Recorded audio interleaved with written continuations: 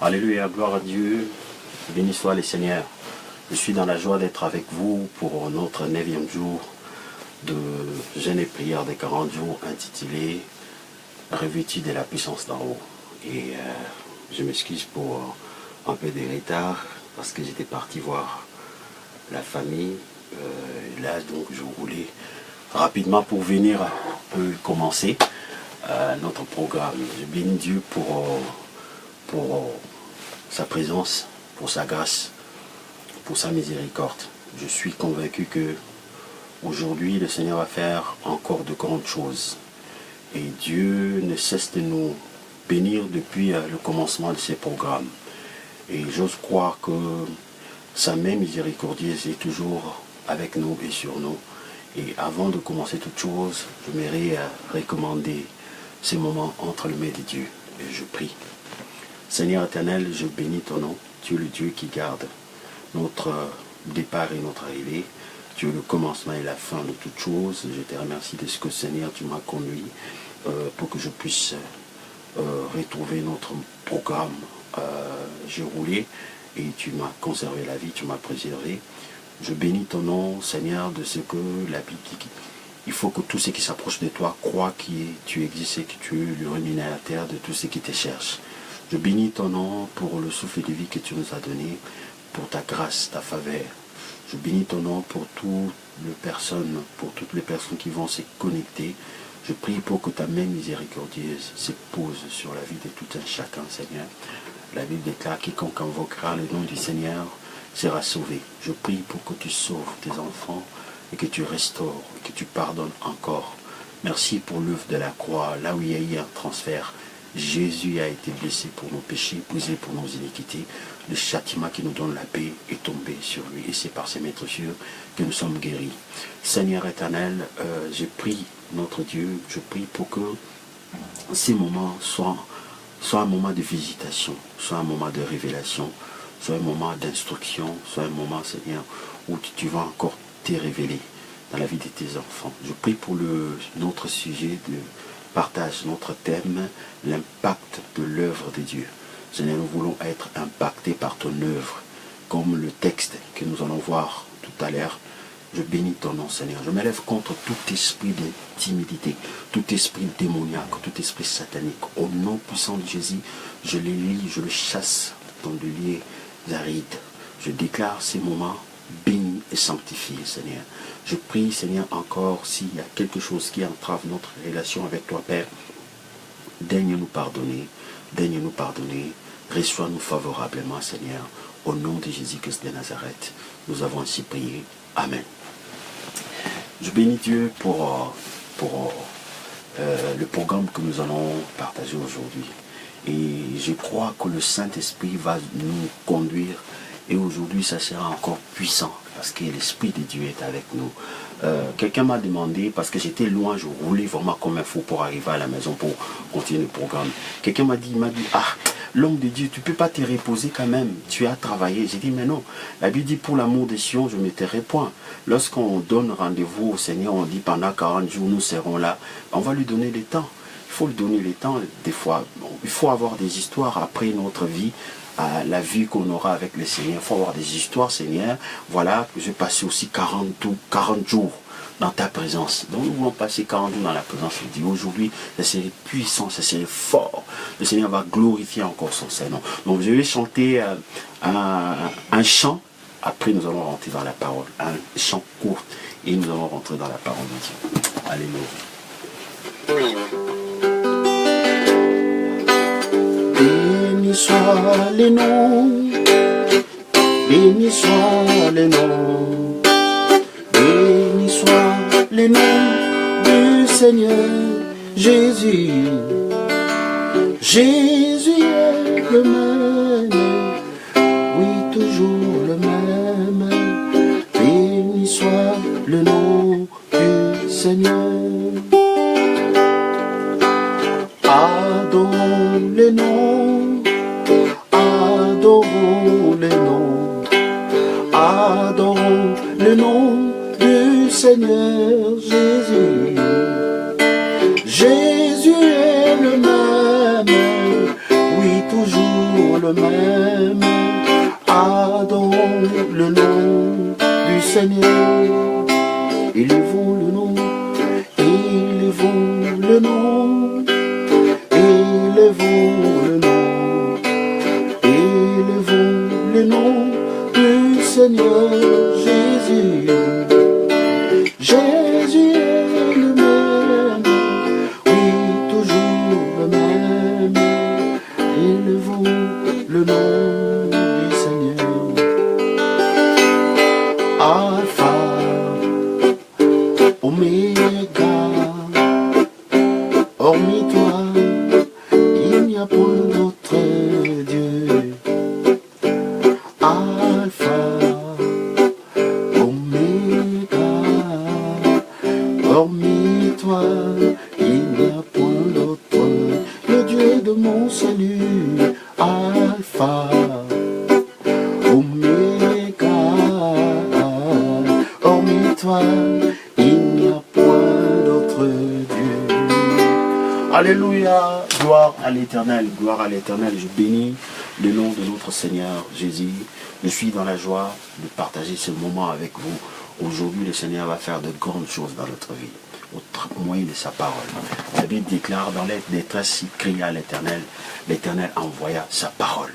Donc, sans plus tarder, je vous invite dans le livre de Jean, Jean 9, les évangiles de Jean 9.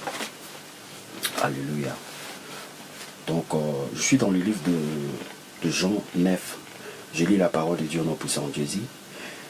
Jésus vit en passant un homme aveugle de naissance. Ses disciples lui posèrent cette question. Rabbi, qui a péché, cet homme ou ses parents, pour qu'il soit né aveugle? Jésus répondit, ce n'est pas que lui ou ses parents aient péché, mais c'est enfin que les œuvres de Dieu soient manifestées en lui. Il faut que je fasse, tandis qu'il est jour, l'œuvre de celui qui m'a envoyé. La nuit vient où personne ne peut travailler. Pendant que je suis dans le monde, je suis la lumière du monde. Après avoir dit cela, il cracha à la terre et fit de la boue avec sa salive. Puis il appliqua cette boue sur les yeux de l'aveugle et lui dit, va et lave-toi au réservoir de Siloé, nom qui signifie envoyé. Il alla et se lava et s'en retourna voyant clair. Ses voisins et ceux qui auparavant l'avaient connu comme un mendiant disaient, n'est-ce pas là celui qui s'est tenu assis et qui mendiait? Les uns disaient, c'est lui, d'autres disaient non, mais il lui ressemble. Et lui-même disait, c'est moi. Il lui dit donc, comment tes yeux ont-ils d'être ouverts? Il répond, l'homme qu'on appelle Jésus a fait de la boue, a oint mes yeux et m'a dit, va au réservoir des Siloé et lave-toi. Je suis allé, je me suis lavé et je puis voir. Que le nom du Seigneur soit béni. Je prie que le Seigneur puisse oindre sa parole. Mes chers amis, depuis 9 jours, nous sommes réunis ici pour parler d'un homme. L'homme que le Seigneur a envoyé dans le monde pour le salut de toute personne. L'homme que j'appelle celui qui est vraiment l'incarnation de l'idéal, l'aveu de tout ce qui est pieux.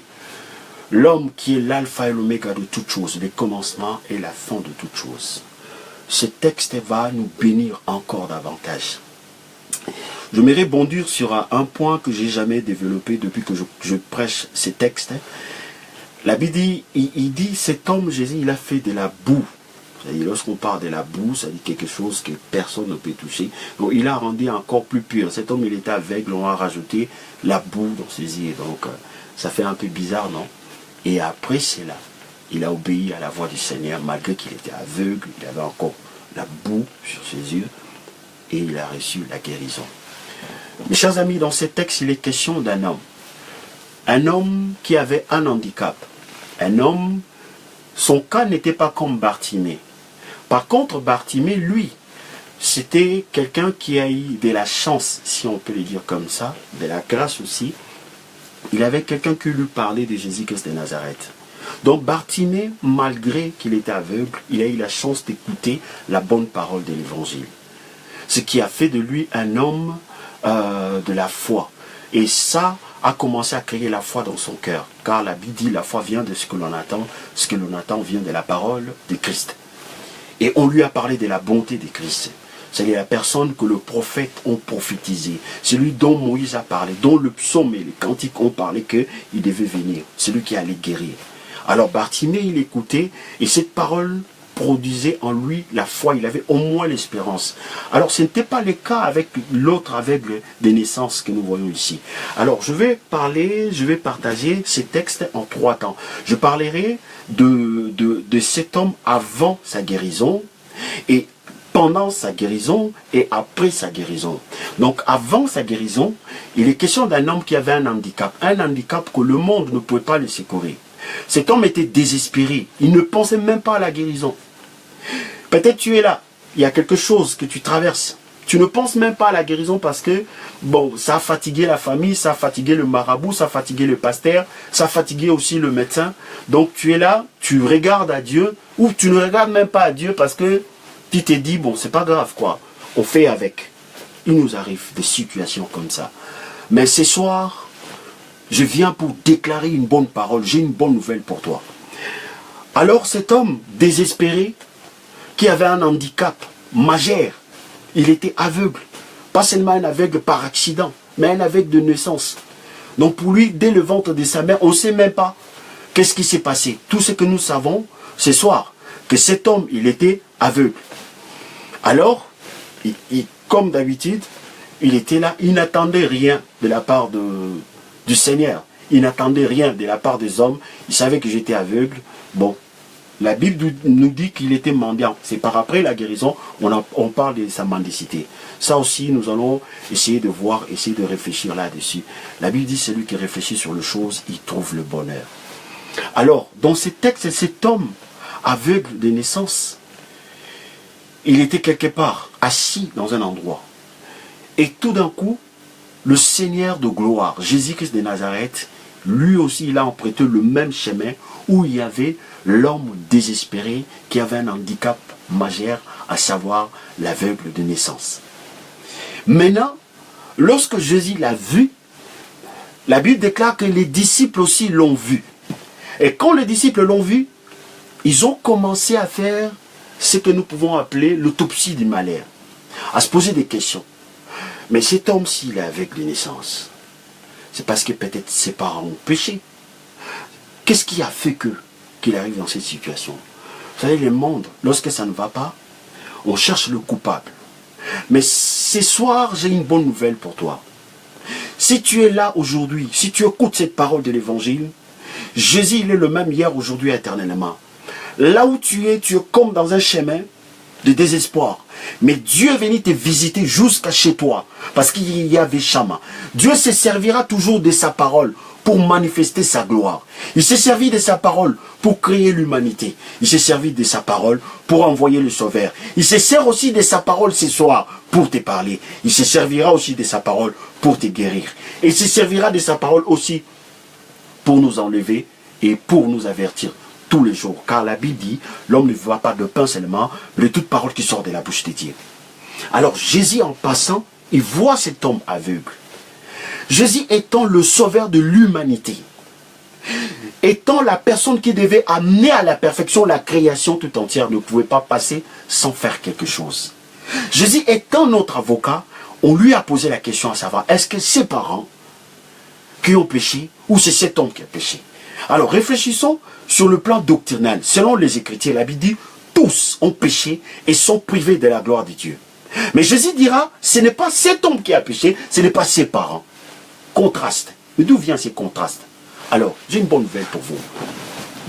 Tout avocat qui défend son client, il prend toujours la part de son client. On est ici en France, on a vu ce qui s'est passé avec Bernard Tapie, avec ses avocats. Tout le monde voit qu'il y avait de la tricherie dans ce qu'ils ont fait, à savoir cette histoire de l'argent de beaucoup de millions. Mais ces avocats passaient à la télé pour dire que non, le dossier est vide. Mais c'est normal, c'est leur travail. Or, Jésus, il est notre avocat. Lorsque nous sommes dans la détresse, lorsqu'on est coupable, pourquoi? La Bible dit, Dieu a tant aimé le monde qu'il a envoyé son Fils unique afin que quiconque croit en lui ne périsse point, mais qu'il ait la vie éternelle. La suite est formidable. Il est écrit, mais Dieu n'a pas envoyé son Fils dans le monde pour condamner le monde encore. Et les disciples attendaient de la part de Christ une condamnation. Or Jésus, il était venu pour faire l'œuvre de Dieu selon ce qu'il est écrit dans ces textes. C'est pour cela, le titre de notre partage ce soir, c'est l'impact de l'œuvre de Dieu. Et l'œuvre de Dieu ne commence pas par une condamnation. Lorsque vous êtes prédicateur, lorsque vous êtes porte-parole de l'Éternel, vous commencez votre approche par une condamnation, vous avez tout raté. C'est pour cela, je n'apprécie pas d'autres prédications qui est basée sur la condamnation, sur la notion du mérite. Parce que lui-même, Jésus-Christ de Nazareth, quand il est rentré dans le monde, quand il a appelé les disciples, sans regarder leurs états, nous savons tous, la Bible dit clairement que Judas, il était voleur. Mais lui, quand il a ouvert sa bouche, il a commencé par une bonne nouvelle en disant, vous êtes la lumière du monde, vous êtes le sel de la terre.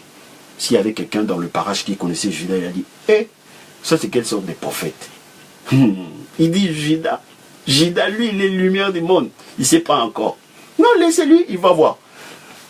Parce que Dieu a sa vision de l'humanité, a sa vision de l'homme.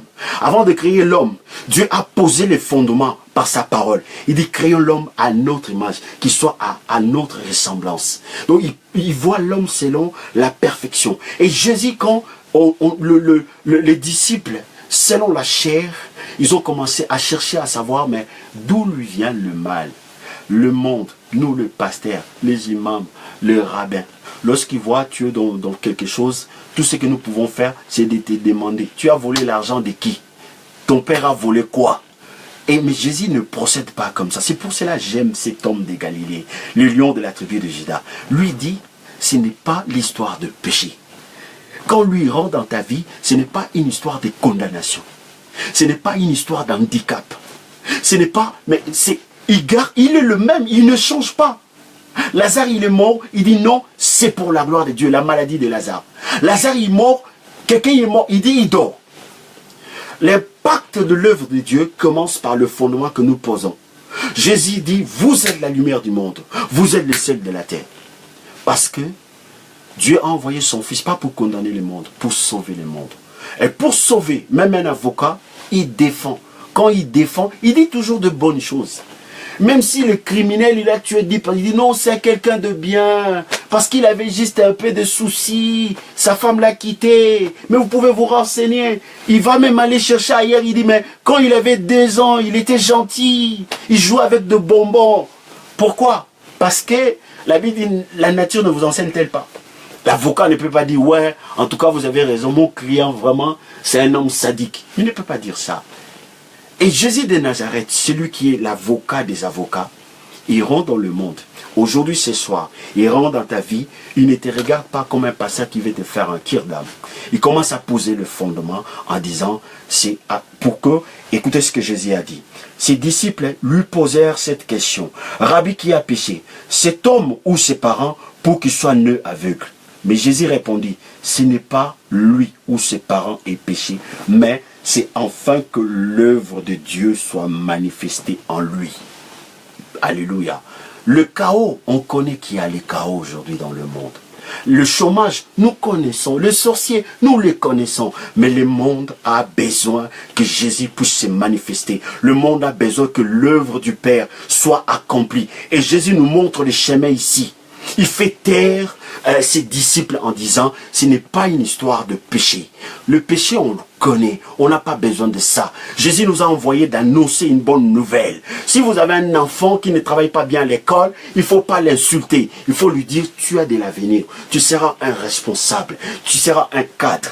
Il faut commencer à t'appliquer. Finis ces histoires de prendre des 5 sur 20. Tu auras toujours 20. Et l'enfant, même s'il n'avait pas l'intelligence, il va commencer à dire, mais ma mère se trompe. Ce n'est pas la personne qu'il est en train de me présenter. Mais à cause de cette bonne parole, l'enfant va commencer à réfléchir comme cela. Ce sont des valeurs qu'on est en train d'inculquer. Et le Seigneur a voulu inculquer à ses disciples une nouvelle approche qui ne consistait pas comme aujourd'hui, où on trouve des coupables partout. Je parle avec une sœur. Il dit non, j'ai rentré, j'écoute ces pasteurs-là, quand ils parlent des démons, des hôtels, des choses comme ça. Est-ce que Jésus a autorisé même ses disciples de parler de ces choses? Il les a fait taire. Il dit, mais qui est-ce qui a péché? Son père? Il dit non, non et non. C'est enfin que l'œuvre de Dieu soit manifestée. Ce soir, nous avons besoin que Dieu puisse se manifester. Si la médecine n'arrive pas déjà à guérir quelqu'un, pourquoi venir lui parler encore de la maladie? Vous ne voyez pas que vous êtes en train de l'accabler? La personne déjà, il est gentil, il n'arrive pas à se marier. Pourquoi venir lui parler encore de lien familial? Vous ne voyez pas que vous êtes en train de l'accabler? Et la Bible dit, tout disciple accompli sera comme son maître. Voyons comme maître il a procédé. Au commencement, quand il a appelé ses disciples, qu'est-ce qu'il a fait? Il dit, vous êtes la lumière du monde. Parmi ces gens qui ont appelé la lumière du monde, essayons un peu d'examiner leur comportement. Alors, on va prendre 3. Prenons un peu Pierre. Qui est Pierre? Un homme agité, un homme qui est ballotté 2 fois, conduit par les diables, 2 fois conduit par le Saint-Esprit. Il n'avait pas de position. Un homme instable, voilà. Lorsqu'on peut parler de l'instabilité, on peut dire l'instabilité pour définir ça, on voit Pierre. Prenons Thomas. Qui était Thomas? Et donc, même après la résurrection, pendant 3 ans de l'école biblique avec Jésus-Christ de Nazareth, il a régné le maître. Un homme qui parlait selon tout ce qui passait dans sa tête. Jésus retourne pour ressusciter Lazare. Il dit, ah, toi aussi, on va aller nous tuer là-bas, tu veux rentrer là-bas. C'est pas grave, allons-y, on va aller mourir nous tous. Il parlait tout ce qui lui passait dans la tête. Et Judas, un homme assoiffé d'argent, comme s'il était à notre époque aujourd'hui, où on voit quelqu'un qui gagne des millions, mais il veut quand même délocaliser son entreprise pour laisser les gens dans le désespoir. Parce que on est tout le temps cupide dans cette génération. Heureusement que dans cette génération, l'évangile est là pour nous réveiller, pour nous donner une nouvelle perspective de gloire, de paix, de joie, de bonheur, d'amour. Que le nom du Seigneur soit béni. Je parle de 3 parties que je suis en train de développer. La première partie, je parle avant la guérison. La rencontre de cet homme handicapé, de cet homme désespéré, de cet homme, la famille ne pouvait rien faire, de cet homme que la médecine ne pouvait rien faire avec Jésus-Christ de Nazareth. Le Seigneur ignore complètement son passé. Mais les disciples assoiffés comme toute autre personne. Lorsque je vois quelqu'un qui souffre, qu'est-ce qu'il a fait? C'est lui qui n'a pas pris la femme d'autrui. Mais viens un peu, je ne comprends pas. Pourquoi il trouve pas de travail? Mais tu sais que cet homme-là, je pense, parce que moi, on a grandi avec lui. Hein. Son père, il était sorcier. S'il ne travaille pas, je pense que tous ces pays ici-bas, tu vois, je te dis quoi? Tous ces pays ici-bas, son père a maltraité les gens au village. Regarde son fils, comment il souffre. Ça, c'est l'homme. La Bible dit, vos pensées ne sont pas mes pensées. Alors, Jésus révèle la pensée de Dieu. Il dit, c'est enfin que les œuvres de Dieu, enfin que... Je vais le lire. Il dit, ses disciples lui posèrent cette question. Rabbi, qui a péché? Cet homme ou ses parents? Pour qu'il soit aveugle. Nous voulons savoir. Nous voulons savoir que d'où te vient la souffrance. Même si on ne va pas te guérir, on veut savoir quand même. Pour aller faire le commérage. On veut savoir pourquoi tu es comme ça. Il faut que tu nous dises pourquoi tu as divorcé. Dis-nous que bon, tu avais volé l'argent de ton ex. Comme ça, nous, on va aller propager. Même si on n'a pas le pouvoir de te donner un autre mari ou une autre femme, on veut quand même faire le commérage pour t'enfoncer encore. C'est ce commandement. C'est pour cela, je bénis le Seigneur. La Bible dit, maudit soit l'homme qui se confie dans l'homme. Et toi, tu es là, tu es en train de pleurer. Ah, je vais vous confesser. Si mon mari m'a quitté, je l'avais trompé avec un ami. Ah ouais, ah ma soeur, fortifie-toi. Ah ouais. Mais quand la personne va partir, allô? Hein? Tu sais? Mais tu vois, tous ces pays ici-bas, mais il avait trompé son mari. C'est pour cela que Dieu l'a frappé. Écoutez-moi, Dieu est saint. Vous croyez vraiment que Dieu peut voir un malheureux? Il descend encore. La personne déjà, il a un problème pour joindre les 2 bouts. Déjà, son salaire ne va pas. Et Dieu va descendre encore pour le punir, pour l'enlever. L'unique consolation qui lui est restée, à savoir son mari. Vous êtes sûr vraiment que Dieu peut réfléchir comme ça? Non, mais il est temps que nous puissions nous approcher de la parole. Il est temps que nous puissions connaître les dieux de la Bible. Surtout dans notre pays. Et Dieu l'a frappé. La manière dont vous voyez Dieu, même les mamans de Béladen, le jour où Béladen il est mort, sa mère a pleuré. Même son père a pleuré. Maintenant, le Dieu qui est bon, du haut de son trône, une personne qui n'arrive même pas à trouver le travail, et Dieu va venir encore casser son mariage parce que juste il a péché, il avait trompé son mari, par ignorance, le diable l'a utilisé. arrêtons un peu. Lisons la parole avant de parler de Dieu. Si vous ne savez pas lire la parole, essayez de vous poser la question. Jésus, il fait taire ses disciples. Ces disciples-là ne pouvaient pas guérir l'aveugle. Ils ne pouvaient même pas lui apporter consolation. Tout ce qu'ils voulaient savoir, qu'est-ce qu'il a fait, qu'est-ce qui lui est arrivé. Il y a des gens qui sont comme ça. Quand on dit, ah, je suis divorcé, dis-moi la vérité. Tu n'as pas trompé ta femme? Non, moi je te vois là, comment tu es là. Tu as trompé ta femme, hein? Et quand tu dis, oui, mon frère, j'étais convaincu à toi. Ah ouais, que Dieu te fortifie. Et quand tu vas donner les dos, tu vas tourner les dos. Ah, tu vas entendre ça même là où tu ne pensais pas. Hein, allô? Bon, promets-moi que tu ne diras rien. Ça reste entre nous. Hein. Tu me promets? Hein, écoute. Tu sais, le prophète Isaac, il a divorcé parce qu'il a trompé sa femme. Hey, c'est pour cela que moi je ne viens pas dans ces églises. Mais pourtant, quand toi tu lui demandais dans l'idée, soi-disant de le consoler. Si tu ne peux pas consoler, tu ne sais pas consoler, tais-toi. Ou soit parle de Jésus. Il y a deux choses. Tu t'étais ou tu parles de Jésus. Quand tu parles de Jésus, lui c'est ce qu'il lui reste à faire. Il dit, ce n'est pas le péché. Là, quand moi je rentre dans le monde, ne me parle plus de péché, parle de la gloire de Dieu. Lorsque nous parlons de Jésus, parlons de la gloire de Dieu. Ne parlez pas de bassesse. Je vois beaucoup de prédicateurs prennent 1 heure du temps en train de déballer beaucoup de femmes divorcent parce qu'ils ne se comportent pas bien. La notion du mérite, la philosophie, Dieu n'aime pas ça. Dieu n'aime pas ça. Jésus n'a pas prêché comme ça. Si vous avez quelqu'un qui vous prêche comme Jésus n'a pas prêché, mais pourquoi vous le suivez? Et ces genres de personnes, ils ont de belles voitures. Il ne manque rien. On leur donne des chèques de 10 000 euros. Mais moi, tu ne penses même pas m'envoyer 5 euros. Pourquoi? Parce que je te parle de Jésus. Mais je me réjouis parce que Jésus me donne plus. Alors, les disciples disent, ah, c'est intéressant. Parce que c'est intéressant toujours de parler de pauvres. Quand je regarde des infos, tout à l'heure je regardais des infos, on nous a montré le budget de l'armée dans le monde, de l'armée française même, ici. Et on nous montre la famine. On dit si on prenait l'argent où les gens s'achètent des armes, on allait garantir la nourriture pour 500 ans.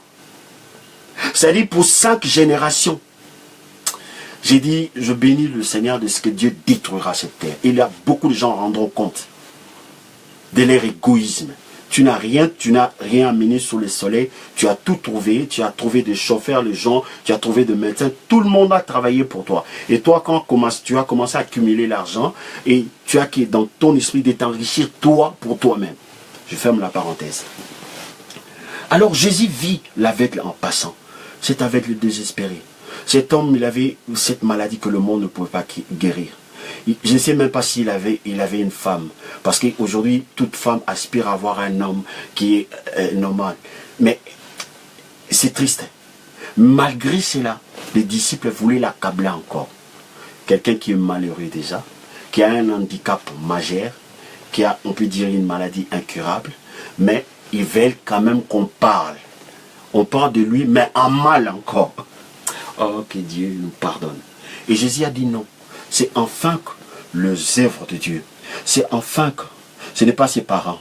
Jésus lui répondit, ce n'est pas lui ou ses parents qui péchaient, mais c'est enfin que les œuvres de Dieu soient manifestées en lui. Les œuvres de Dieu ne peuvent être manifestées dans la communauté humaine, c'est seulement si il y a un handicap, il y a une maladie. Et quand Jésus, qui est notre avocat, il ne peut pas enfoncer encore son client. Nous sommes ses clients. Il est venu pour nous défendre, nous, la race humaine. On a été créés pour refléter la gloire de Dieu. Si l'homme ne reflète pas la gloire de Dieu, il y a un dysfonctionnement. Ça veut dire que le cœur de Dieu est dans la tristesse. Lui, comme étant créateur, ne peut pas permettre d'autres créatures d'enfoncer encore la créature qui souffrait d'handicap majeur, qui souffrait de solitude, bien entendu, et des humiliations. Parce que nous allons le voir quand je vais aborder le sujet après la guérison. Je parle d'avant la guérison. Vous voyez comment les gens voient les choses. Mais j'ai une bonne nouvelle pour vous. Cet homme avait choisi, n'avait pas choisi. Mais le Seigneur savait. Il était au bon endroit, c'est-à-dire là où Jésus devait passer. Et vous aussi, vous êtes au bon endroit, là où Jésus-Christ de Nazareth doit passer ce soir. Jésus, le Fils de Dieu, le lion de la tribu de Juda, passera dans vos maisons. Parce que lui, au moyen de la parole, il touche touche, il manifeste. Il agit ses besoins qu'on parle de lui. Et la Bible dit, les disciples s'en allèrent prêcher la parole. Et le Seigneur travaillait avec eux, confirmer sa parole. Aujourd'hui, dans vos maisons, le Seigneur va confirmer qu'il est venu dans le monde pour consoler. La Bible déclare que Dieu l'a oint de force de l'esprit. Il va de lieu en lieu jusqu'aujourd'hui. Il guérit et délivre tous ceux qui sont sous l'emprise du diable, sans pour autant faire l'autopsie du malheur que les disciples ont voulu faire ici. Les disciples ont vu l'homme avec des naissances. Il dit, bon, qui est-ce qui a péché? Comment il est arrivé dans cette situation? Tout en sachant qu'ils n'ont pas la force. Je dirais même ni la volonté. Ils n'ont même pas fait des requêtes au Seigneur pour dire, Seigneur, regarde cet homme, il est triste, il est aveugle. Est-ce que tu ne peux pas le guérir? Non. Ils voulaient juste savoir. Il y a des gens qui veulent juste savoir. Ah, pourquoi il est seul? Pourquoi son mari l'a quitté? Pourquoi ses enfants se comportent comme ça? Le pourquoi? Ah, pour avoir quelque chose à mettre sous les dents, hein, pour prendre le téléphone, pour avoir des sujets, quoi. Pour avoir des sujets, des conversations à midi pendant la pause. Ah, tu sais, ma voisine, son mari l'a quitté. C'est une femme, elle se mécomporte. Hein. C'est vraiment une païenne, tu vois, une païenne comme ça. Vous croyez que beaucoup de gens qui gardent leur mariage parce qu'ils sont saints? Le Seigneur ne nous appelle pas à juger, il nous appelle à l'adorer. Si vraiment tu es un adorateur, le Seigneur passera par toi pour que ses œuvres soient manifestées. Et les œuvres de l'Éternel seront manifestées dans la vie de la personne qui est en face de toi. Tu lui diras, est-ce que je peux prier pour toi? Et quand tu prieras, le Seigneur, sa main miséricordieuse touchera le malheureux. Jésus est venu pour le malheureux. Avant de commencer sa mission, il a dit que l'Esprit du Seigneur est sur moi. L'Éternel m'a oint pour annoncer une bonne nouvelle aux pauvres. La personne était déjà pauvre. La personne n'avait que besoin de bonnes nouvelles. Mais les disciples, ils cherchent à savoir pourquoi cet homme est aveugle. Nous voulons savoir pour aller dire à tout le monde que son père, il était voleur. Son père, il était dans la franc-maçonnerie. Vous voyez tous ces pays ici-bas, c'est la malédiction. Ce sont les hôtels démoniaques. Ah ouais, ils ne peuvent pas te marier. Moi, je t'ai dit dans cette famille. Et je vois encore, il y a des églises où vous rentrez comme ça, le pasteur, quelqu'un dit, ah, pasteur, je vais épouser cette femme-là. Il dit, viens dans mon bureau. Mon frère, ça reste entre nous, hein. Je suis homme de Dieu, je ne peux pas te livrer, mais cette famille-là, ils ont la sorcellerie. C'est de quelle sorte de pasteur même? Est-ce que lorsqu'on est pasteur, on est censé marcher comme Jésus-Christ de Nazareth? Mais Jésus a vu cet homme aveugle de naissance. Les disciples se sont précipités. Qui a péché, Seigneur? Le Seigneur a dit non, non. Moi dans le monde, devant un malheureux, c'est pour que les œuvres de Dieu soient manifestées. Ce n'est pas pour l'accabler, ce n'est pas pour l'écraser encore. Parce que le Saint-Esprit ne m'a pas mandaté pour ça. L'Esprit du Seigneur est sur moi. L'Éternel m'a envoyé pour annoncer une bonne nouvelle. Une bonne nouvelle aux pauvres. J'ai un pauvre devant moi, je t'annonce une bonne nouvelle. Par le maître sûr de Jésus, tu es guéri. Peu importe la maladie, tu es guéri. Tu dis Amen. Et le Seigneur lui-même va confirmer ça dans ta vie. Moi, je ne fais que parler. Et Dieu qui est avec moi, l'Esprit qui m'a poussé ce soir à annoncer la bonne nouvelle, va te guérir là où tu es. Prépare-toi à recevoir la guérison parce que je vois les gens en train d'être guéris. Si tu dis Amen, tu seras guéri parce que Jésus dit, si tu crois, tu verras la gloire de Dieu. Et moi, je ne suis que son porte-parole. Je crois en lui parce qu'il tient parole. Il n'y a personne qui tient parole comme Jésus-Christ de Nazareth. Mais pourquoi vous croyez aux politiciens? Vous croyez à vos parents? Pourquoi vous ne croyez pas en Jésus? C'est à cause de ça, les discours des gens qui vous parlent des démons, ça vous attire quoi. Tellement vous ne croyez plus en Jésus, on vous dit, ah mon frère, tu sais, tu ne trouves pas le travail. Dieu m'a montré, hein, il y a des hôtels. Oui, pasteur, j'allais te dire, il y a vraiment des hôtels. Vous avez des liens, vous êtes une famille envoûtée. Oui, pasteur, c'est vrai parce que mon frère aussi n'est pas... Toi, tu es ton frère. Toi, tu es ton frère déjà. Est-ce que dans la famille, il y a des présidents de la République? On a vu, tous les 7 enfants sont présidents de la République. Soyons maintenant logiques.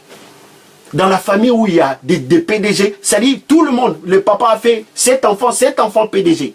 Dans la famille où il y a des criminels, tout le monde est criminel. Ça dit papa a fait 8 enfants criminels. Oui, je rentre dans votre logique. Lorsque vous dites qu'il y a des liens, bon, vous vous mariez pas dans la famille.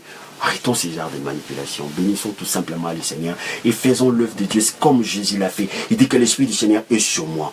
Bien-aimé, tu veux aider ton voisin, tu veux aider ta voisine, tu veux aider ton collègue, parle-lui de la bonne nouvelle. Fais comme le maître a fait. Tout disciple accompli sera comme son maître. Tu veux aider ton fils qui ne travaille pas bien à l'école. Tu commences à l'insulter. Regarde ton visage comme ton père. Regarde comment il marche. Regarde. Non, Jésus n'a pas fait comme ça. Dis-lui, écoute-moi très bien. tu es une bonne personne. Tu vas bien travailler. Tu seras responsable. Tu seras cadre. Tu vas commencer à prendre soin, à arranger ta chambre, à arranger tes affaires. Parce qu'un responsable se comporte comme ça. Tu ne peux pas avoir 5 sur 20. Hein, ma chérie, tu ne peux pas avoir 5 sur 20.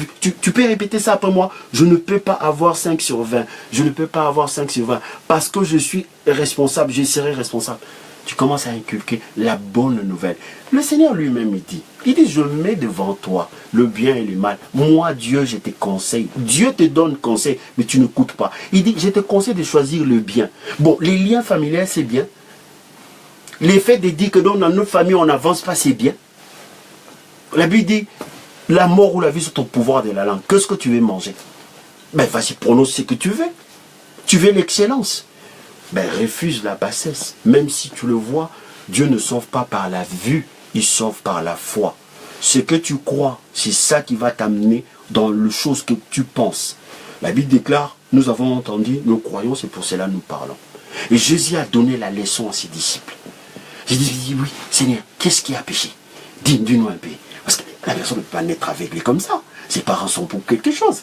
Parce que moi je connais un peu la famille. Hein. Je connais un peu la famille. Bon, ça reste entre nous. Hein. Je n'aime pas me mêler dans les affaires. Tu vois comment on est hypocrite. Il dit, bon, je ne veux pas me mêler dans mes affaires, hein, mais il paraîtrait que sa mère, elle était prostituée. Hein. Elle utilisait les enfants d'autrui pour faire la prostitution. Hein. Tu vois, ça répète. Bon, je veux pas des problèmes. Tu ne veux pas des problèmes vraiment. Tu as créé des problèmes, mais tu ne veux pas de problèmes. Que le Seigneur nous aide. Jésus-Christ de Nazareth, il est oint pour annoncer une bonne nouvelle. C'est après la bonne nouvelle, la consolation. Après la consolation, la guérison. Il dit, l'Esprit du Seigneur est sur moi. L'Éternel m'a oint pour annoncer une bonne nouvelle aux pauvres. Il m'a envoyé pour guérir ceux qui ont le cœur brisé. Quand quelqu'un est malheureux, son cœur est brisé. Ne peut pas être consolé, ne peut pas être guéri si on apporte encore la mauvaise nouvelle. Vous savez, je vais vous raconter une histoire, ça va vous faire sourire. À une époque, j'étais tombé dans cette courant de délivrance de choses. Alors, un pasteur m'a demandé, comme j'étais musicien, pour passer Kirdam. Il me dit que je fasse la liste de toutes les filles que j'ai connues depuis que j'étais au monde jusqu'à. Alors, vous imaginez que j'étais dans le monde, j'étais musicien. J'étais à Douala, j'étais à Libreville, j'étais au Kenya, Tanzanie, Gabon, je fais presque toute l'Afrique. Alors, comme à l'époque, s'il y a ma famille qui m'excuse, donc je suis en train de dévoiler les œuvres du diable dans le but d'annoncer la lumière. Alors, donc, j'étais obligé de marquer tous les noms de filles que je connais dans toute ma vie. Et après, dans des pays où que je ne connaissais pas les noms, donc j'étais obligé de dire, par exemple, Kenya. Kenya, par exemple, 95, 4 filles. Donc, Ouganda, 7 filles. Vous savez, c'était tellement sale, c'était tellement humiliant, tellement méprisant. Mais à l'époque, avec ces prédications, on te dit, tu ne te maries pas, ta famille n'avance pas, et à cause de ça, de choses que le Seigneur n'a pas permis, de choses que Jésus n'a pas fait.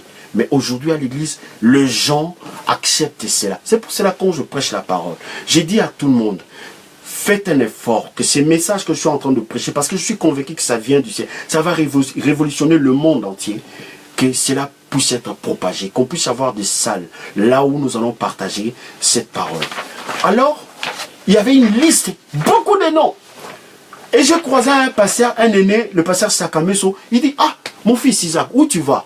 J'ai dit, non, pasteur, parce que je n'ai pas de papier, je n'arrive pas à me marier, je vais passer la délivrance. Il dit, et la liste est là que tu as. J'ai dit, non, ça c'est le nom de toutes les filles. Le pasteur, il dit, donne-moi un peu. Il a regardé, il dit, pourquoi vous faites ça? Tu imagines, tu fais tomber la liste et maintenant, un ex, son mari, il passait avec son mari, ils ont ramassé, ils trouvent le nom de la fille. Le scandale.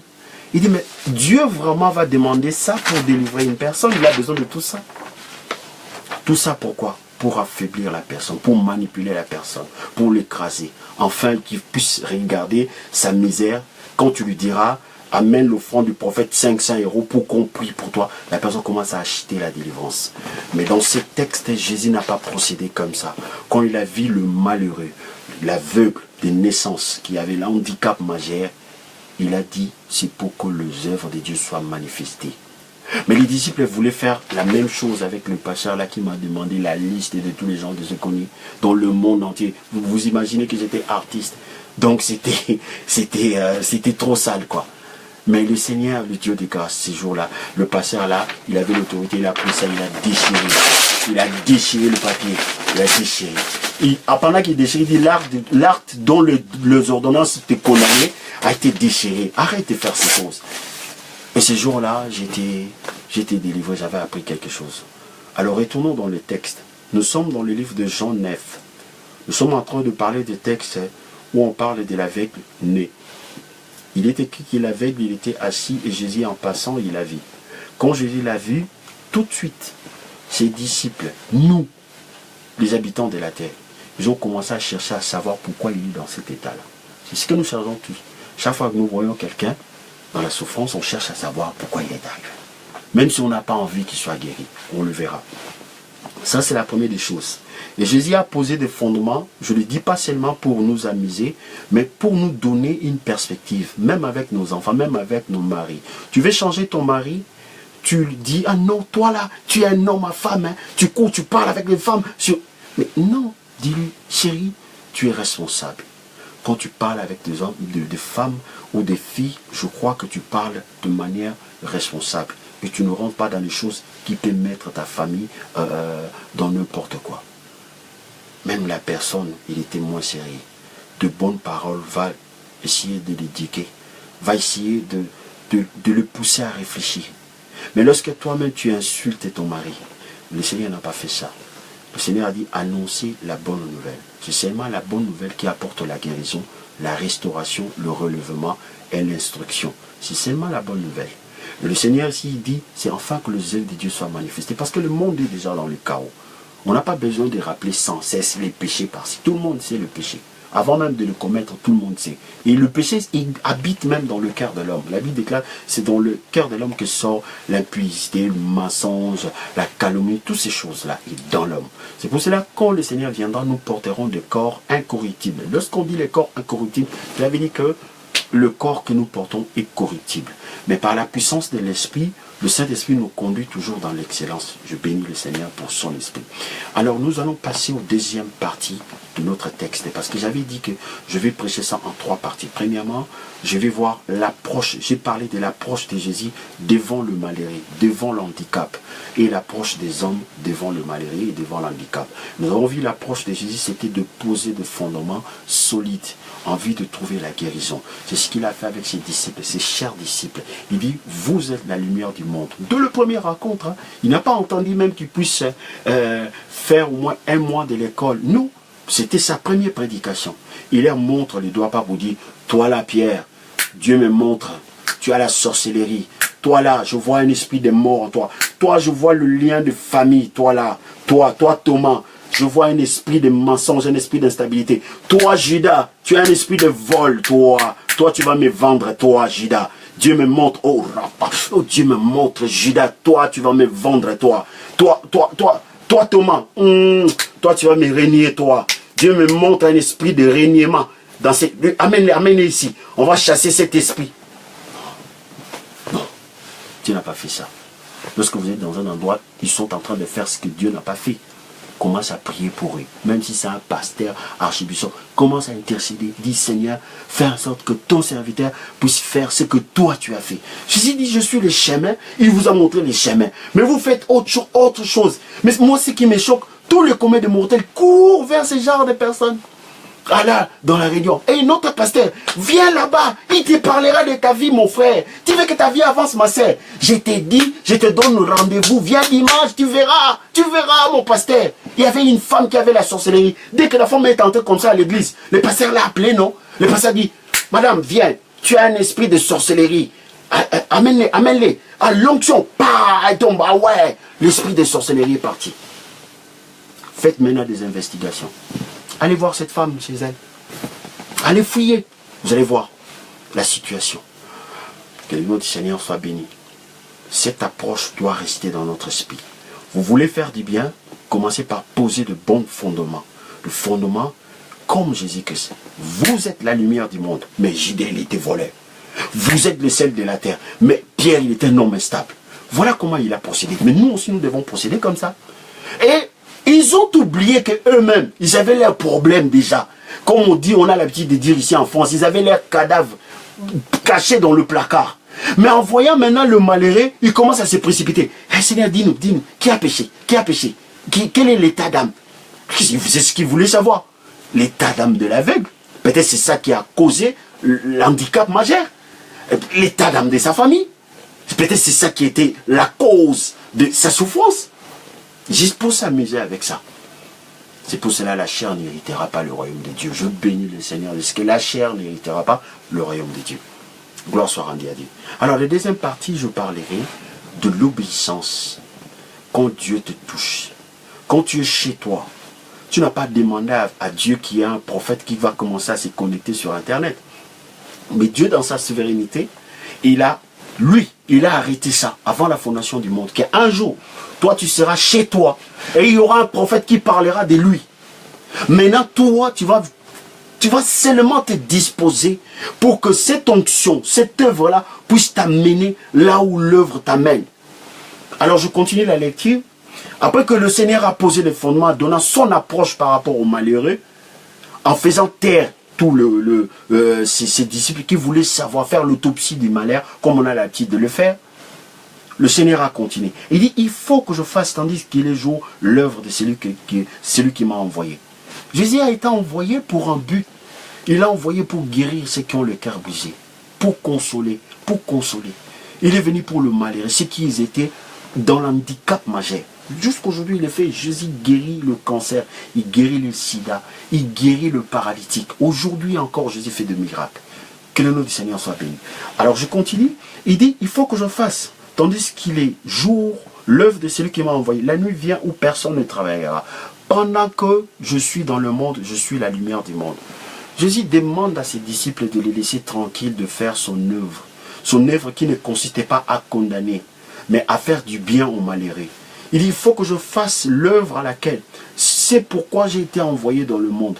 On n'a pas envoyé Jésus ici pour que toi tu commences à te comparer le nombre de ta sainteté, le nombre de péchés des autres. Jésus n'est pas venu faire ça. Il est venu comme un avocat qui veut tout simplement défendre le malheureux. Il veut défendre le malheureux. Jésus ne t'envoie pas d'aller compter le nombre, d'aller te comparer. J'avais déjà dit ici, Jésus ne nous compare pas les uns les autres. Il nous compare avec le Père Céleste. Il dit, soyez parfaits comme le Père Céleste. Alors, si toi, tu ne peux pas être parfait comme le Père Céleste, sois seulement disciple discipliné qui sait regarder le Maître faire les choses. Le Seigneur dit, laissez-moi faire pendant que je suis dans le monde.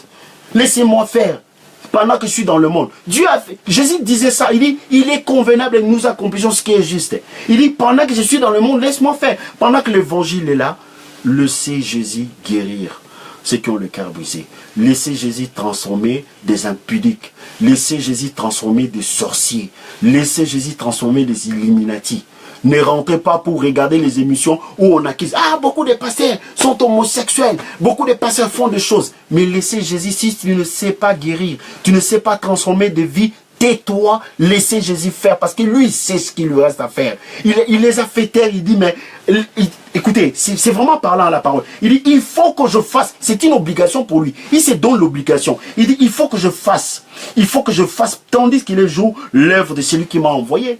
Mais là, vous êtes en train de m'amener dans l'œuvre que je ne connais ni la tête ni le cœur. Je suis en train de faire l'œuvre de celui qui m'a envoyé. Celui qui m'a envoyé, il a dit quoi? Là où il y a les ténèbres, je vais proclamer la lumière. Là où il y a la tristesse, je vais proclamer la joie. Et c'est pour cela, ce n'est pas le péché. Je ne peux pas parler de péché. Je suis venu pour ôter les péchés, pour que le péché disparaisse, pour amener un peuple dans un cadre, pour que Dieu puisse avoir un peuple sous le soleil. Laissez-moi tranquille.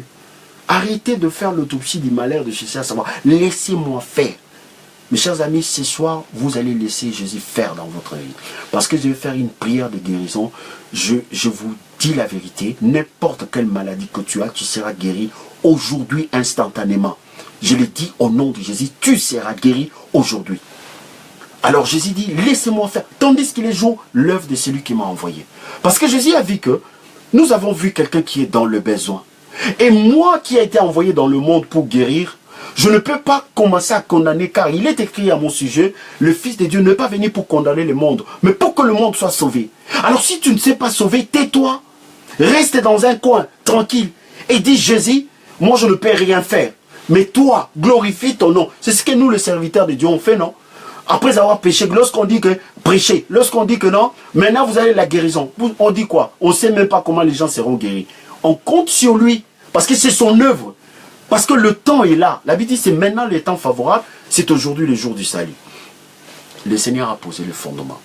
Après avoir croisé l'aveugle de naissance, cet homme qui avait l'handicap, cet homme qui avait besoin du Seigneur, la Bible dit que le Seigneur a fait taire ses disciples. Et il les a donné une leçon pour qu'ils puissent comprendre que Jésus, dans le monde, c'est pour faire l'œuvre de Dieu devant le malheureux, devant l'opprimé, devant le marginaux, devant le voleur. Jésus, dans le monde, ce n'est pas pour juger les uns contre les autres. Nous sommes des chrétiens, nous sommes des évangéliques, et ils sont des catholiques, et ils prient Marie, et ils prient Mahomet. Toi, tu es qui même? Tu es qui même pour commencer à juger les gens comme ça? Si Jésus n'a pas procédé comme ça, pourquoi toi tu fais ça? Et tu es fier, Didi. Et moi, je suis chrétien. Tu sais, et ils sont encore dans des coutumes. Hein. Ce sont des choses, des coutumes là. C'est pour des liens. Non, Jésus a dit, laissez, taisez-vous, que moi, je fasse. C'est pourquoi j'ai été envoyé pendant qu'il est jour. Et mes chers amis, il est jour. N'empêchez pas Jésus de faire dans votre vie. Parce que Jésus sera empêché si vous rentrez dans cette perspective d'autopsie du malheur, de chercher à savoir qu'est-ce qui a péché. C'est ses parents. Non, non. Jésus a dit, allez annoncer la bonne nouvelle. Et voici le miracle. Vous verrez, lui-même, il va confirmer de sa parole. C'est pour ça que j'ai dit, peu importe que le problème que tu as aujourd'hui, comme nous parlons de cet homme de Galilée, tu auras la solution maintenant, car il est écrit, c'est maintenant le temps favorable. C'est aujourd'hui le jour du salut. C'est la parole de Dieu. C'est la parole de Dieu. La parole de Dieu est plus puissante que mes paroles. Ici, je n'ai même pas l'intention de dire mes paroles. J'ai dit la parole de Dieu, et Dieu veille sur sa parole. Un jour, je me posais la question, j'ai dit, mais Dieu a donné l'inspiration de créer de lits, de matelas, mais pourquoi il ne dort pas? J'ai posé des questions, jusqu'à ce que je tombe sur un verset. Dieu veille sur sa parole. C'est-à-dire, Dieu ne dort pas parce qu'il veille sur sa parole. Est-ce qu'Isaac a bien parlé? Oui, comme il a bien parlé, je confirme. Mais si Isaac maintenant commence à parler comme des disciples, commence à dire, bon, ouais, est-ce que c'est lui qui a péché ou ses parents qui ont péché? Le Seigneur va me faire taire. Et pendant que le Seigneur va me faire taire, le malade n'était pas guéri pendant que Jésus parlait. Jusqu'à ce qu'il puisse comprendre que non, on doit laisser Jésus tranquille faire. Parce que c'est lui qui est venu dans le monde pour guérir. C'est Jésus qui est venu pour délivrer. C'est Jésus qui est venu pour prendre la femme prostituée, de transformer pour qu'elle devienne une adoratrice. C'est Jésus-Christ de Nazareth. Et ce texte de Jean 9 dit que Jésus a vu un aveugle de naissance. Un homme qui avait un handicap majeur que la médecine ne pouvait pas guérir. Et les disciples qui ne pouvaient non plus faire, c'est eux qui commencent à parler avant. Jésus a vu, au lieu de se tourner vers Jésus, et ils ont commencé. Est-ce que c'est lui qui péchait ou ses parents? Jésus a dit, ce n'est pas lui qui péchait ou ses parents. Si je passe ici, ce n'est pas un odeur. Si je passe ici, ce n'est pas par hasard que tu es connecté. C'est parce que Dieu veut faire quelque chose. Dieu veut que ses œuvres soient manifestées dans ta vie. Ce n'est pas par hasard. Vous croyez que les choses de Dieu, c'est par hasard comme ça? Bon, j'ai surfé, je vis un jeune homme en train de pêcher. Bon, il pêche bien. Bon, après, bon, j'ai laissé, je suis allé faire à manger. Après, je dors. Non, vous êtes là parce que Dieu a quelque chose avec vous. Donc restez, ne partez pas, jusqu'à ce que le Seigneur fasse ce qu'il veut faire avec vous. Alors le Seigneur dit, pendant qu'il est jour, il faut que je fasse. Dieu demande qu'on lui laisse tranquille. Il dit, il faut que je fasse, tandis qu'il est jour. L'œuvre de celui qui m'a envoyé, ne la pêche pas. Il dit, il faut, c'est une obligation pour lui. Il dit, le temps vient où personne ne pourra travailler. Il continue en disant, pendant que je suis dans le monde, je suis la lumière du monde. C'est lui qui est la lumière du monde. Lorsque vous voyez des ténèbres dans la vie d'une personne, la pédophilie, les vols, le mensonge, dans la vie d'une personne, même dans la vie de vos fils, appelez la lumière. Quand la lumière viendra, mais les ténèbres vont partir, ainsi que ces démons, parce que Jésus va régner comme le prince de lumière. Mais le prince des ténèbres va partir. Pendant qu'il est dans le monde, il est la lumière du monde. Partout il y a ténèbres, faites venir Jésus, Christ de Nazareth. Si c'est dans votre maison, si c'est dans la vie de votre femme, si c'est dans la vie de votre mari, faites venir Jésus, Christ de Nazareth. Et vous verrez de quoi il est capable. Il a été envoyé pour guérir ceux qui ont le cœur brisé, pour proclamer aux captifs la délivrance. Quelqu'un qui est tout le temps lié dans des addictions, la drogue, des choses comme ça. Faites venir la lumière du monde, Jésus. Jésus a dit, pendant que je suis dans le monde, je suis la lumière du monde. Donc annonce la bonne nouvelle et tu verras la manifestation de l'Esprit. Ça, c'était la première partie. Retenez ceci, la première partie. Lorsque vous voyez un malheureux, si vous ne pouvez pas, parce que vous ne pouvez rien faire par vous-même, faites venir Jésus tout simplement, que ce soit dans votre famille. Et Jésus-Christ de Nazareth, lui, c'est ce qu'il lui reste à faire. Il dit, pendant que je suis dans le monde, il faut que je fasse l'œuvre de mon Père. Le Seigneur veut voir les gens guérir, restaurer. Il a besoin d'un corps. Voilà, pour que le Saint-Esprit puisse glorifier son nom. Que le nom du Seigneur soit béni. Alors, deuxième partie, je vais parler de l'obéissance de cet homme qui était aveugle. Au verset 6, la Bible déclare, après avoir dit cela, il cracha à terre et fit de la boue avec sa salive. Puis il appliqua cette boue sur les yeux de l'aveugle. Je n'aime pas faire des interprétations allégoriques parce que ça embrouille un peu. Hein. Ça fait sortir les hommes dans le cadre de la raison. Parce que normalement, c'est la raison qui nous amène à la dépendance à l'Éternel. Et lorsqu'on arrive maintenant devant le Seigneur, on s'abandonne pour qu'il lui nous amène à la révélation. Mais je vais essayer un peu de parler, d'imager ce qui s'est passé ici. Un homme qui est aveugle. Bon, la Bible nous dit qu'il était mendiant. Un mendiant qui est aveugle déjà, des fois on ne le calcule pas, bon, voilà. Mais il rajoute encore par-dessus cet handicap, la boue. Et malgré qu'il était aveugle, et on a rajouté la boue, et on lui donne de l'ordre à exécuter. Voilà comment le Seigneur procède 2 fois. La chose est difficile, et Dieu vient, il rend encore la chose difficile. Combien de personnes que nous avons croisées pour dire, ah moi, j'ai prié le Seigneur. Mais quand j'ai commencé, j'ai écouté un prophète prêcher. Quand j'ai commencé à payer la dîme, donner des offrandes, ma femme m'a quitté, premièrement. Et deuxièmement, j'ai eu des problèmes dans mon travail. Et je trouve que ces histoires-là de l'église, ça commence maintenant. Non, mon cher. Non, ma chère. Si tu es convaincu que Dieu est avec toi, tu peux dire avec sourire que toute chose concourt au bien de ceux qui aiment Dieu. Si tu sais que c'est Dieu qui est avec toi et que toi tu es avec Dieu, tout ce qui peut t'arriver, Dieu peut réparer, il peut même ressusciter un mort. Il peut même permettre à un homme de voler comme un oiseau. Rien n'est impossible à lui. Rien n'est impossible à Dieu. Parce que lorsqu'on s'approche de Dieu 2 fois, on ne sait pas. On pense que Dieu c'est notre ami, il est comme nos directeurs même au travail, on le respecte plus que notre Dieu. Dieu, il est Dieu, il n'est pas un homme, il est tout puissant, il a créé le ciel et la terre. En un clin d'œil, il peut détruire l'humanité. C'est pour cela quand il te donne l'ordre, même si tu ne vois pas, cet homme ne voyait pas, on a mis de la boue dans ses yeux, avec des salives, on a fait des trucs bizarres, et après cela, on lui donne un ordre. On lui dit, va te laver. Jésus savait qu'il était aveugle. Il dit, va te laver. Dieu, pendant que tu es dans cette situation où tu es, mais Dieu te donne de l'ordre. Ne pense pas que si tu n'obéis pas à l'ordre que Dieu te donne, même si on parle de guérison miracle, Dieu n'a pas besoin de flatter. Il a besoin de faire des adorateurs. Tout ce que Jésus a fait, c'était dans l'objectif d'amener les hommes à adorer le Seigneur. Il n'y a pas des adorateurs rebelles. Il n'y a pas des adorateurs qui n'obéissent pas à la parole de Dieu. Un adorateur, c'est quelqu'un d'obéissant, de quelqu'un qui est soumis à la parole de Dieu. Cet homme aveugle qui avait un handicap majeur, un homme désespéré, il n'a ni prononcé une parole de foi comme Bartimée en appelant Jésus fils de David. Il ne disait même rien. Mais quand l'onction de Dieu est venue vers lui, quand il a écouté la voix de Dieu, quand Jésus lui a donné l'ordre, la Bible déclare, il est allé faire ce que le maître lui avait ordonné. Voyez-vous, il y a beaucoup de gens, le Seigneur a appliqué la boue dans leur vie, dans leurs yeux, là où ça fait mal, là où ça ne va pas. Donc, ça dit, le Seigneur prend de la boue, il applique ça là où ça n'allait pas. Et il te demande encore d'obéir. Et comme nous sommes aujourd'hui dans un monde où il y a l'égalité du droit de l'homme, l'Europe, tout le monde a droit d'argumenter. Qui c'est qui peut obéir encore à la voix du Seigneur?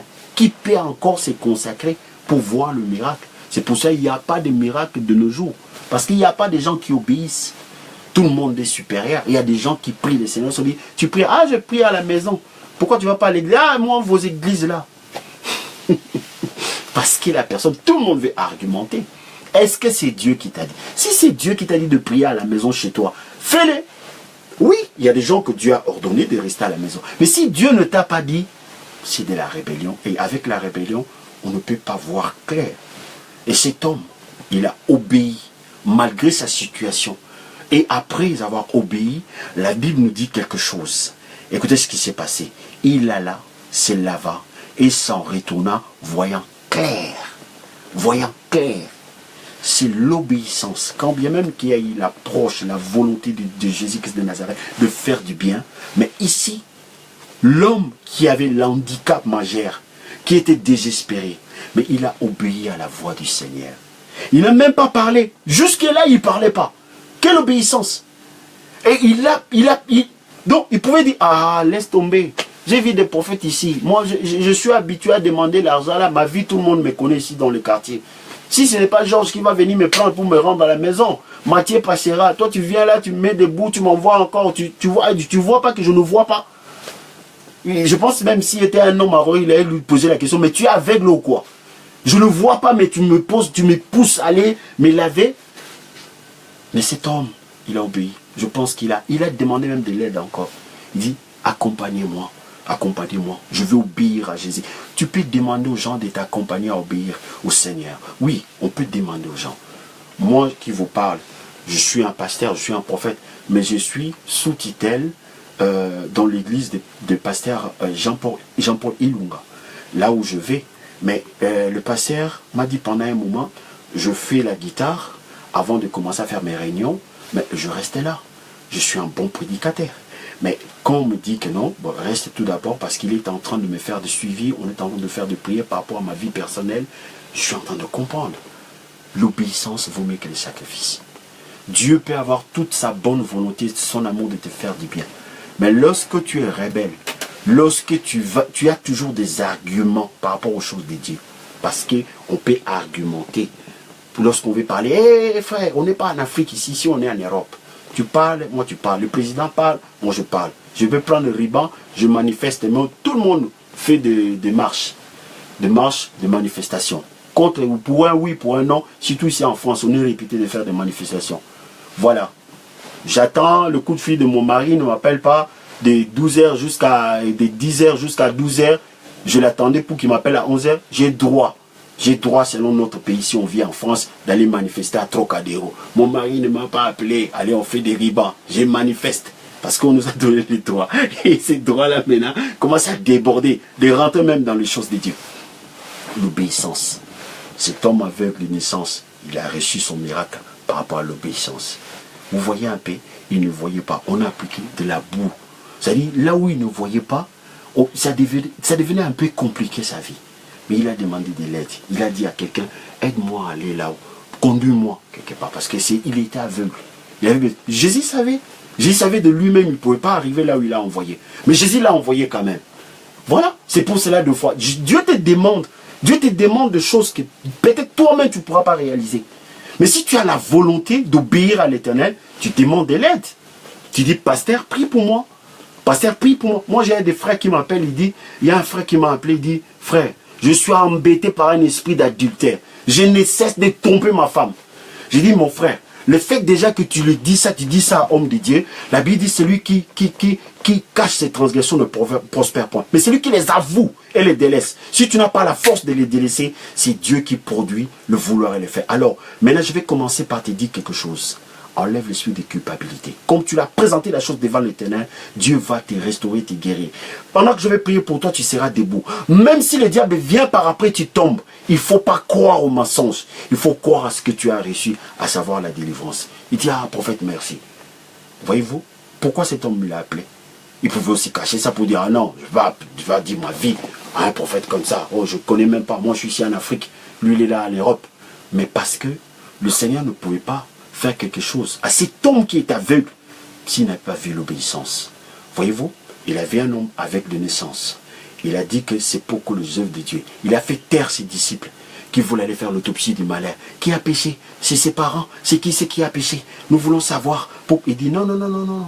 Ce n'est pas mon approche. Quand je vous ai pris, toi tu étais voleur. J'ai dit, tu es la lumière du monde. Toi les autres, j'ai dit, vous êtes le sel de la terre. Alors procédez comme moi je suis en train de procéder.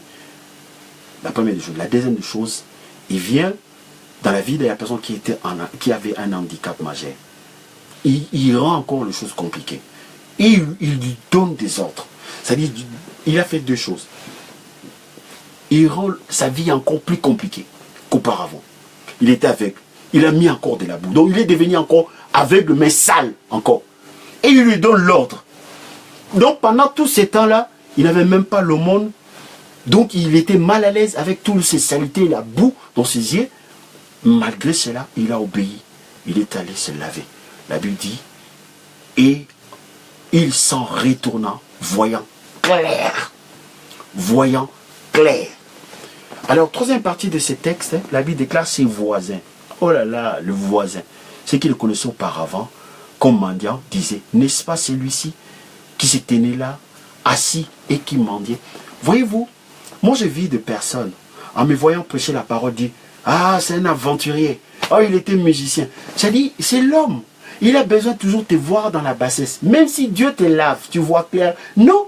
Au lieu de se réjouir ici de voir un aveugle qui voyait, au lieu de se réjouir de voir un impudique prêcher la parole, non, ce n'est pas les problèmes. Les problèmes, on veut bien te voir en enfer. Tout ça, c'est le commun des mortels.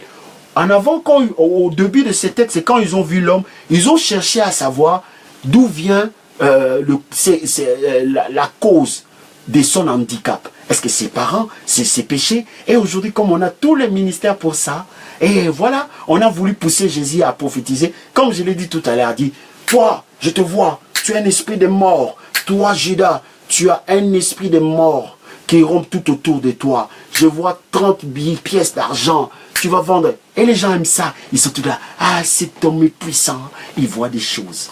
Jésus n'a pas procédé comme ça. Il dit, l'Esprit du Seigneur est chez moi. Il m'a envoyé pour guérir, pour annoncer une bonne nouvelle. On commence par la bonne nouvelle. Et moi, je bénis le Seigneur pour cette chose. Et je ne parlerai pas trop de ces hommes qui manquent la vision de Dieu, qui voulaient voir cet homme aveugle toujours là où il était assis en train de mendier. Ici, on n'a même pas parlé au début, on n'a même pas parlé de sa mendicité.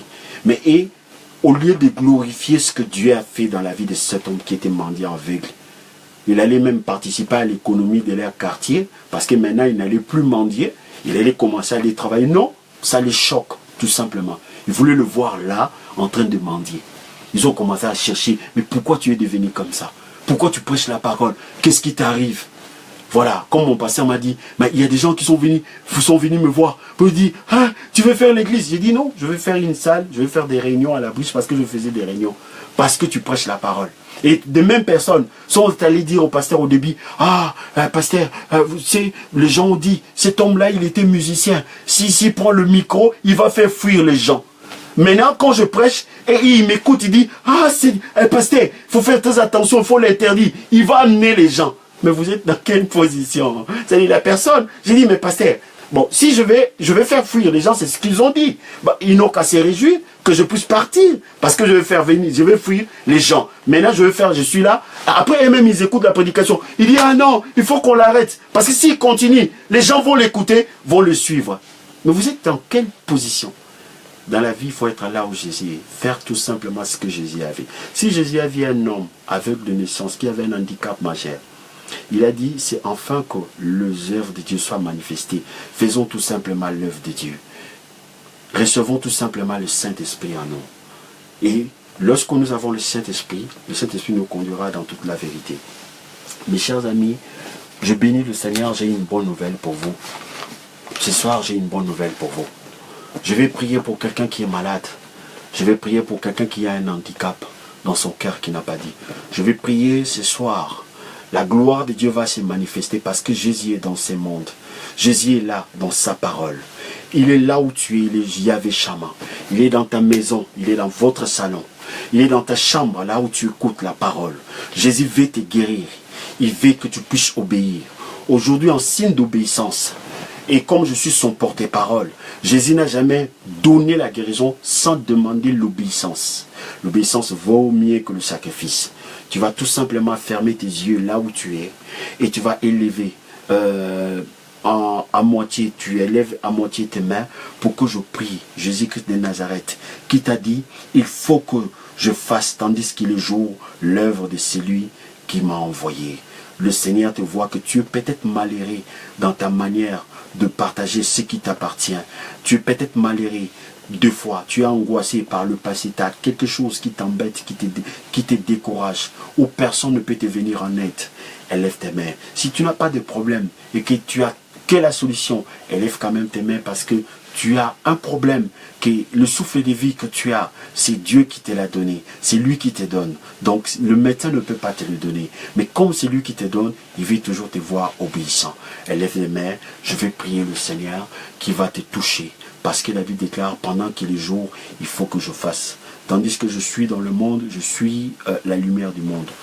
Donc le Seigneur est dans ce monde, il est dans sa parole, il a donné sa parole pour nous amener à l'excellence, à la perfection. Je prie, Seigneur éternel, je bénis ton nom. La Bible déclare que ainsi en est-il de ma parole qui sort de ma bouche. Elle ne retourne point à moi sans effet, sans avoir exécuté ma volonté et accomplir avec succès, c'est pourquoi je les ai envoyés. Seigneur, tu as permis que mon frère, ma sœur, puisse t'écouter ce soir, car il est question de toi. C'est toi, Seigneur, qui a accompli l'œuvre, qui fait l'œuvre du Père. C'est toi que la Bible dit, l'œuvre de l'Éternel prospérera entre tes mains. Je prie maintenant, tu connais le problème de mon frère, tu connais le problème de ma sœur.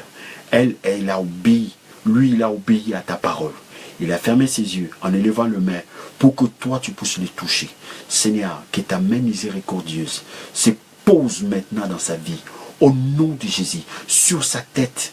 Que ta main se pose au nom de Jésus. Je maudis toute maladie, que ce soit la maladie incurable. Je maudis depuis sa racine, au nom puissant de Jésus, que le feu de la consécration, le feu de la purification, purifie la personne. Au nom de Jésus-Christ de Nazareth, au nom de Jésus-Christ de Nazareth, au nom puissant de Jésus, je déclare sa vie bénie et sanctifiée. Je déclare la guérison totale. Je déclare la consolation. Je déclare la restauration. Seigneur, je déclare un nouveau départ. Un nouveau départ au nom de Jésus. La Bible déclare c'est maintenant les temps favorables. C'est aujourd'hui le jour du salut. Seigneur, glorifie ton nom. Guéris mon frère, guéris ma sœur. Restaure mon frère, restaure ma sœur. Au nom de Jésus, j'en suis prié. Amen. Merci pour votre obéissance. Vous êtes guéris totalement, absolument, par la puissance de l'Esprit de Dieu. Et je bénis Dieu pour votre participation, pour votre obéissance. Et je vous souhaite une excellente nuit. Que le Seigneur notre Dieu vous accorde un sommeil doux et réparateur. La Bible dit, il donne à ses bien-aimés pendant leur sommeil. Nous nous donnons rendez-vous de 4 heures à 5 heures pour notre prière matinale. Que le Seigneur vous bénisse abondamment. Et je vous dis à très bientôt. Bye bye.